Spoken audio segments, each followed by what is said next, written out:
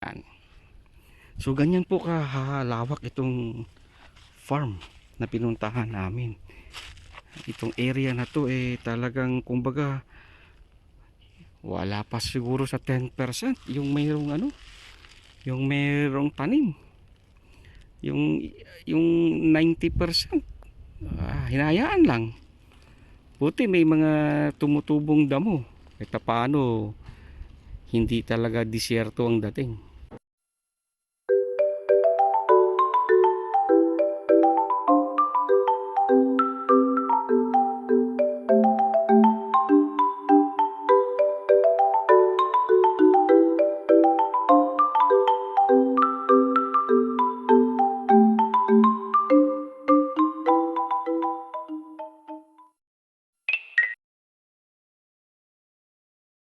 Yes, mga kasama.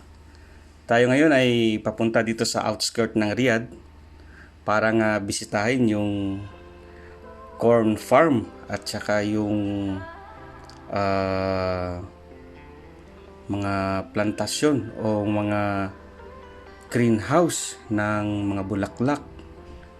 Okay. Ang mga caretakers nito ay mga kababayan din natin, mga Pilipino.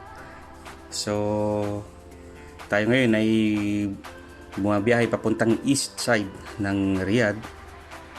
And kasama natin ngayon si Kalowi. Siya yung ating navigator ngayon. At ang ating mabait na kasama as co-pilot, si Bob. Yan. At kami po dito sa likod, kasama namin si Mr. Boy. Yan. 4 kami ngayon. At paunlakan nga namin yung invite ng tiyuhin ni Kalowi. Actually, bibigyan nga kami ngayon ng mais. Siguro mga gulay pa. Malunggay, sitaw, kung ano-ano pang available doon sa kanila. Pero yung pinaka-highlight nito mamaya ay yung mabisita namin, yung tinatawag na greenhouse, kung saan makikita natin kung paano nila kinocultivate at inaalagaan ang mga bulaklak, ang mga gulay, at yung mga iba pang halaman na yun nga, in-harvest at binibenta din ng boss o mudir ng tiyuhin ni Kalowi. So, eto, tingnan nyo, medyo matraffic. Hindi kami makatakbo mabilis kasi nga marami din kami mga kasabay. At the same time, medyo since eastward ang biyahe natin, salubong tayo dito sa araw. So medyo ingat-ingat lang kami.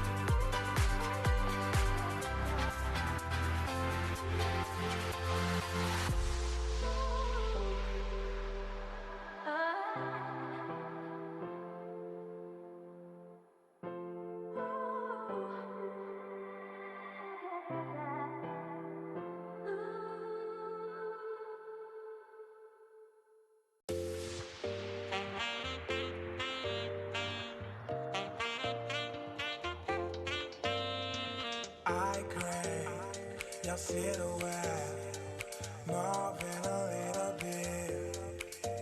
You plan on making me wet just for the thrill of it. Wasted on you. I have enough for two. Still you have to. Give to me.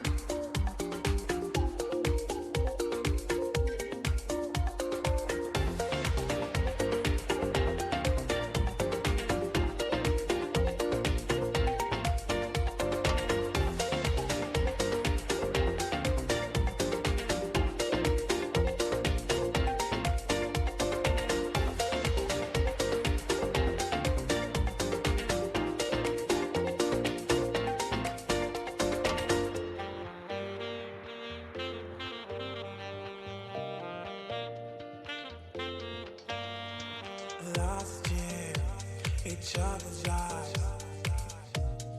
both dancing to the beat, so caught up with don't realize, clothes dropping to our feet, wasted on you. I have enough for two, still you have to give to me. Yan.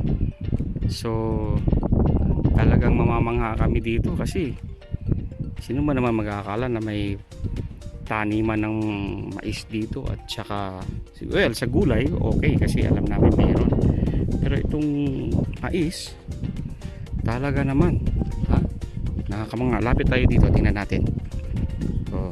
So ito sili, yan, sili at saka talong.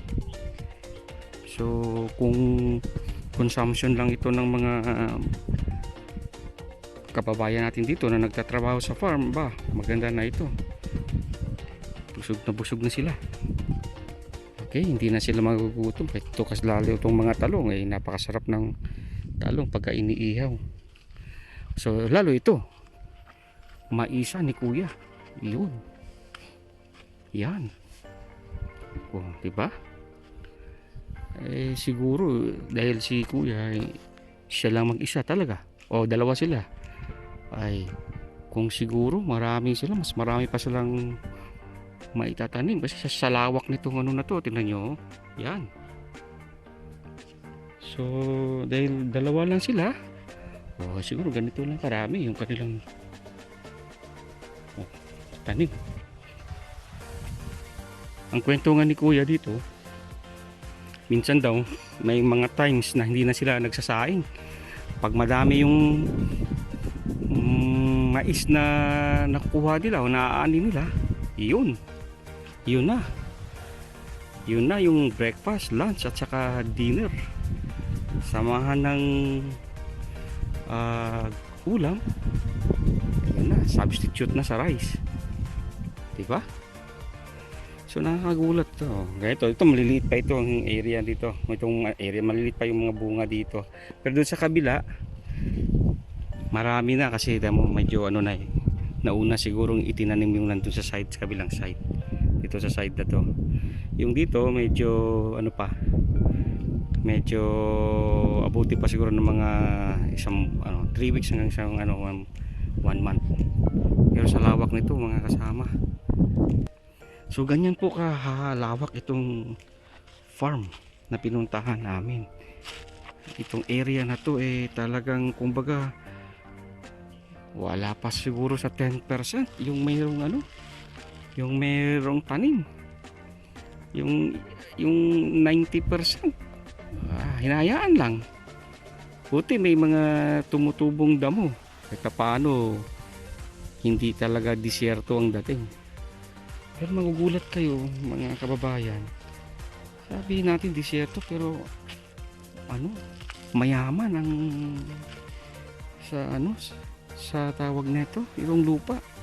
Sinasabi nila hindi raw sila naglagay ng abono dito. Ayan. Yan mga kababayan. Ganun ka yaman itong lupa ng farm dito sa Riyadh. Kailangan na talaga may masipag, no? Oh, yan, oh. Yan, oh. Pwede na yan. Pwede nang anihin yan, oh. Ma-harvest na yan, yan. Yan. Oh, diba? Pinalaki lang natin. So, yun. Ang sinasabi nga ng kabayan natin dito eh 1 month na sila halos na mais. Oh, diba? Okay ito. Yan.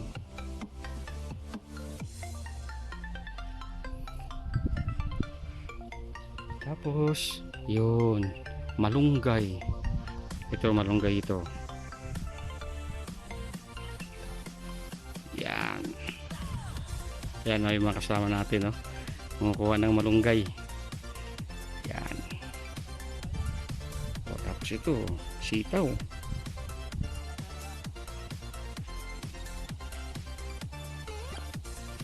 Yaman na itong lupa dito, no?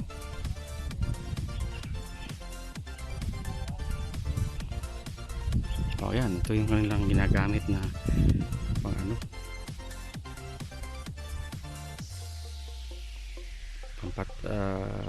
pagtilig, pump. Yan. Malunggay. Yan. Lapit tayo. Yan. Yan yung mga asawa natin, ha. Mag-uuwi din sila ng mga malunggay. Kami rin kasi hilig din namin yan ihalo sa munggo, sa tawag na ito, sa mga beans. And then minsan pagka nag sasabaw ng isda, yan, nalagyan namin ng malunggay din. So yan. Yan kabayan yung na yan, walang tanim, walang ano, sako pa yan, itong lupa na sinasakahan, binabantayan nila. Siguro dahil nga yung limited yung manpower ng farm na to, kaya yun, inaano lang, pinaprioritize lang nila yung mga